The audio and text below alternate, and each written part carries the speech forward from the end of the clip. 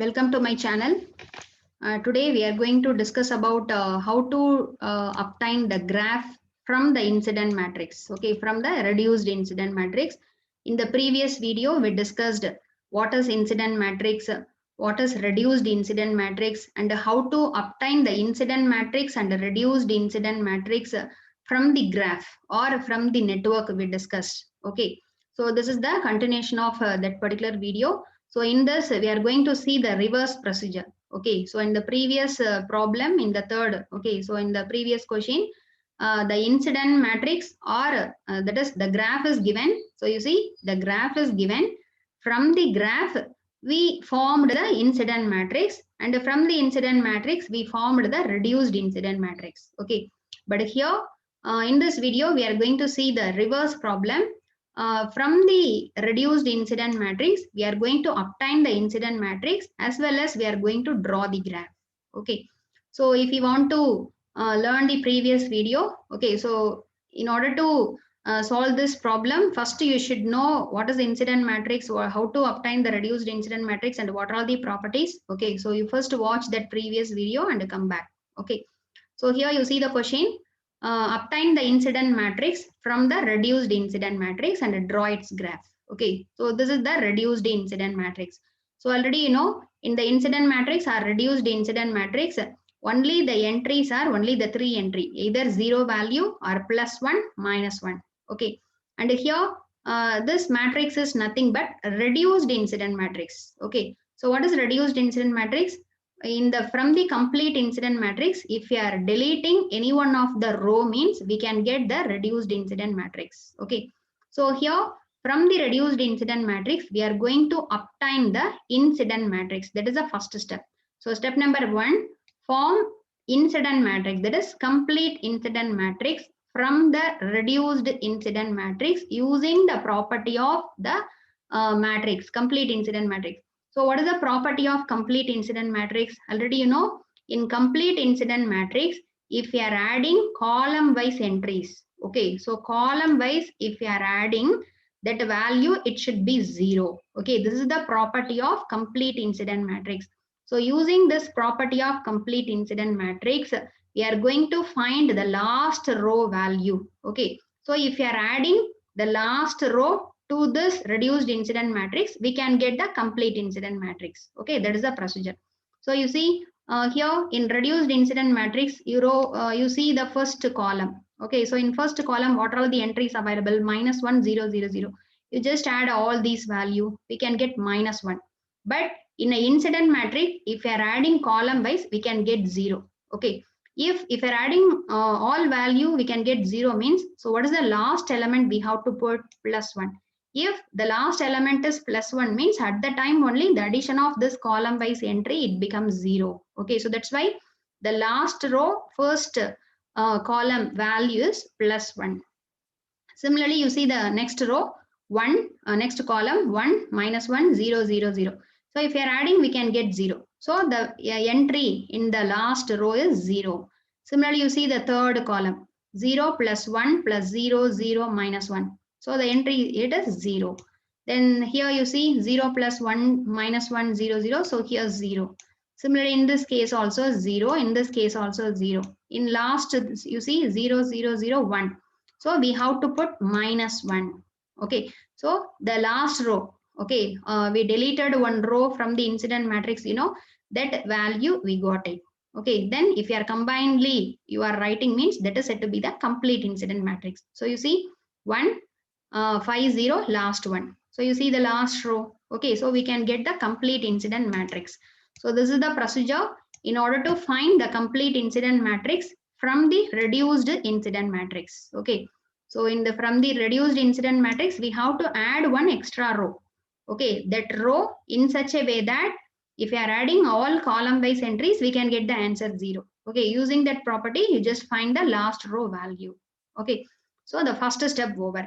Then the second step is to, we have to draw the graph. Okay, we have to draw the corresponding graph using this incident matrix. Already you know the incident matrix is nothing but it is a mathematical model in order to represent a complete network. Okay, So this matrix, it gives all full information about the graph. Okay, so from the incident matrix, we can draw the graph. Okay, in the previous video, from the graph, we obtained the incident matrix. Similarly, in reverse, we are going to see. Okay, so here, in order to draw the graph, so graph is nothing but the graph consists of nodes with branches. Okay, node with branches is said to be graph. Okay, there are no circuit elements are available. Only the node with the branches is said to be the graph. Okay, so in this incident matrix, so that is the node. Okay, so how many node and how many branches? Is this nothing but how many row you see? Each row represent nodes. Okay, so the first row, it is a node A. Second row, it's a node B. Similarly, C, D, E, F. Okay, so how many nodes? 6 nodes. Okay, so you give name to each node A, B, C, D, or 1, 2, 3, 4. Okay, and here you see in column wise, you see how many things? 7 columns are there. Okay, so each column represents branch. So this is the first branch, second, 3, 4, 5, 6, 7. Okay. So this is said to be the branches, number of branches. This is said to be the number of node. So already you know the incident matrix is nothing but it is a relation between nodes and branches. Okay. So you first mark and give the name for node and branches. Okay. Then you know this entry value. Okay. So what it means? -1 means, okay, for node A, okay, for node A, the branch 1 current is a incoming current. That is the meaning. The -1 represents the current is incoming current to this node A. Similarly, +1 means it indicates the current is a outgoing current. 0 means there is no connection between this branch and this node. Okay, this is nothing. This is the explanation for +1 -1. Okay, so that's why. So you see, in order to draw the graph, so here the 6 nodes. So here I am placing, first I am placing the node. This is node A. This one is node B. This is node C, D, E, F. Okay, so in hexagon shape, I drawn first only nodes. Okay, only nodes I keep as a dark dot or small circle. And you give name A, B, C, D, E, F. Okay, so first you see node A, okay, node A, branch 1. Okay, so node A, branch 1. So the branch 1 is, so you see the column wise you see, okay, so here the branch 1 and node A, the corresponding entry is -1. Okay, that means, okay, so the node is from, and you see in F node, okay, in F node the corresponding entry is +1. So that means from F node to A node. Okay, from F node for F node the branch 1 is a outgoing current. For A node the branch 1 is a incoming current. So that's why you just connect A and F. Okay, so and you mark the branch 1. Okay, so for the branch 1 is outgoing for F. Since here for F node there is a 1 entry is there. Okay, similarly for A branch it is a incoming current. Okay, you see. Then you see the second one. Okay, so the second branch you see, the second branch is where is 1 and -1 you see. The second branch is available having the value 1 in A node, -1 in B node. So in between A and B, then branch 2 is available. So you see, in between A and B, the branch 2 is available. So you just connect the A node and B node using one line. Okay. And how can you put this arrow means? So for A node, this is +1. So that's why from the A node, the branch 2 is a outgoing current. For B, it is a incoming current. That is a meaning. Okay, similarly, you see the third column. In third column, where +1 and -1. So the +1 is available in B. -1 is available in E. Okay, so you see B, you take B and E. So you just connect B and E. Okay, and how can you put arrow means? the third branch for the node B, it is +1. Okay, so from B to E, the branch current is flowing. That's why you put the arrow and you just write third. Okay, similarly, you see the fourth one. So the fourth branch, you see, where is the fourth branch? +1 and -1, B to C. So B to C, you just connect, and where it is +1, B. So from B, the current is flowing towards the C. That is the meaning. Similarly, fifth branch, you see, fifth branch in between C and D. So C and D, you just connect. Okay, C and D, you just connect. In C, +1 is there. So from C to D, the current is flowing. It is a 5. Okay. Then 6, you see, D to E. Okay, so D to E, you just connect. Okay, this is the branch 6. Similarly, the last one, 7, 1, 1, E and F. Okay, so you connect E and F. So from E to F, the current is flowing. This is the 7th branch. Okay, so this is the formation of graph from the incident matrix. Okay, so here you just place all nodes. Okay, then you see column wise entries in between which two node. Okay, in between which two node, the -1 entry and +1 entry, you see, in where +1 entry, you see, from the node, the current direction is flowing to another node. That is the meaning. Okay, if in F, 1 is available, in A, -1 is available, means from F to A, the current is flowing and the branch is 1. Okay, so like that you mark. So this is said to be the graph for the given incident matrix. Okay, so this is the one of the question. Okay, and the next one, we can form the second method we are going to see.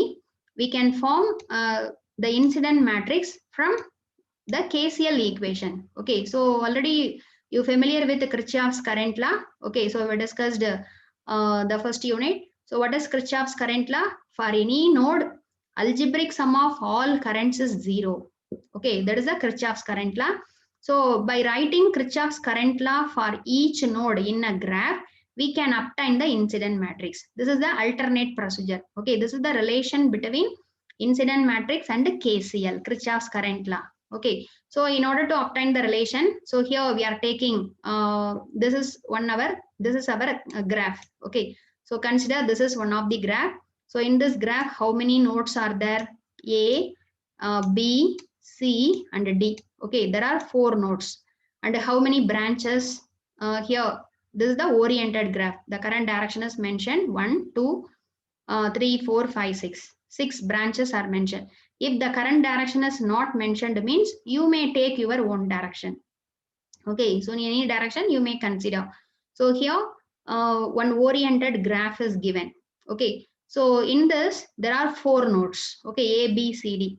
So in this 4 node, we have to take one node as a reference node. Okay, so in first unit we discussed, while writing nodal equation, okay, in the given circuit, if there are 4 node, means we have to take one node as a reference node. Similarly, in this A, B, C, D node, we have to take any one of the node as a reference node. So here this D node, we are going to take it as a reference node. So reference node means in this node, the voltage is 0.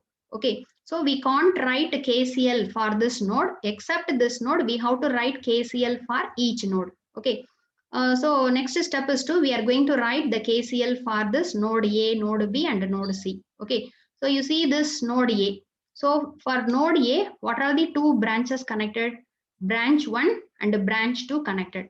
So here you let us consider the current flowing in the first branch is I1.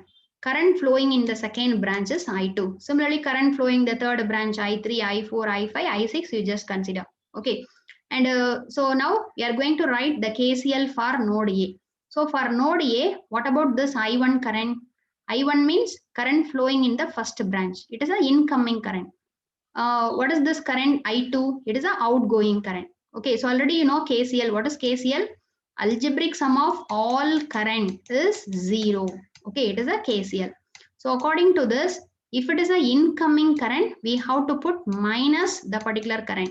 So this I1 current for node A, I1 current is an incoming. So incoming means we have to put minus I. I2 is a outgoing. So we have to put plus I2. Okay. So algebraic sum of all current, it is equal to 0. So this is the KCL for node A.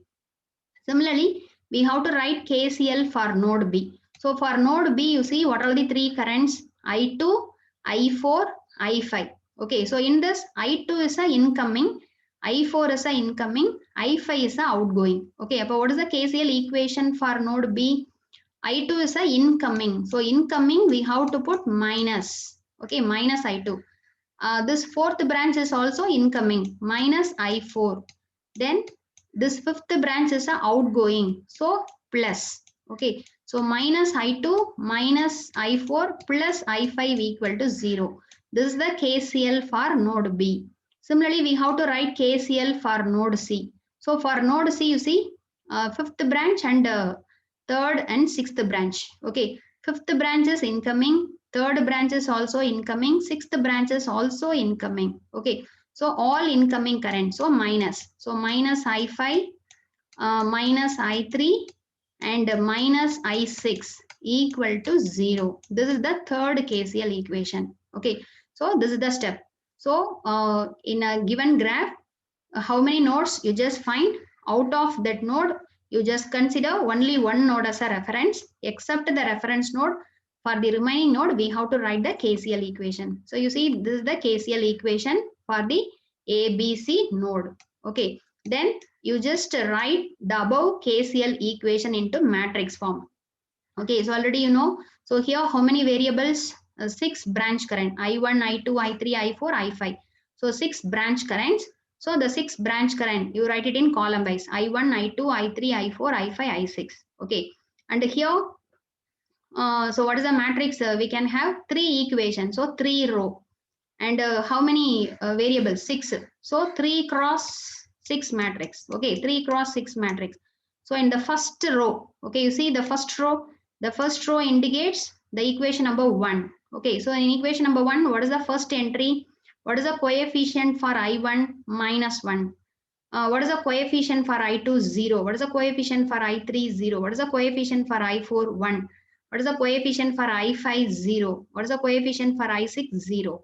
Okay. Similarly, the second equation you just convert into second row. So what is the coefficient for I1? 0. What is the coefficient for I2? Minus 1. I3? 0. I4? Minus 1. I5? 1. I6? 0. Similarly, third equation you convert into matrix. There is no I1 term, I2 term. I3 minus 1, I4 0, I5 minus 1, I6 minus 1. Okay, so you convert this 3 equations into matrix form. So this matrix, okay, so this 3 cross 5 matrix with the variable I1, I2, I3 equal to 0. Okay, so in this representation, this matrix is called as incident matrix. Okay, this is called as a reduced incident matrix, not incident matrix. This is the reduced incident matrix, since we are writing KCL equation only for 3 node. Okay, for the 4th node, we taken as a reference node. Okay, so that's why this is the our reduced incident matrix. From the reduced incident matrix, we can obtain the incident matrix by adding. The first thing, we have to add 1. In second one, we have to add 1. In third one, 1. In fourth one, 0. In fifth one, 0. In sixth one, plus 1, we have to add, means we can get the complete incident matrix. Okay. So in this way also, we can form the reduced incident matrix using KCL. Okay. So this is the another one procedure. Okay. So one procedure is to by directly writing incident matrix from the graph. Okay. So that thing we discussed in the previous video. Okay. And we can obtain the reduced incident matrix using by writing KCL equation for each node, and we can convert into this, means we can get the one. Okay, so this is the relation between the branch current, that is the KCL, and the reduced incident matrix. Okay, so this is also one of the procedure. Okay, so if you want to learn how to draw the graph and what is incident matrix, what is tree, co-tree, how to form a reduced incident matrix, how to obtain incident matrix from the reduced incident matrix, all these problems already I solved in the previous video.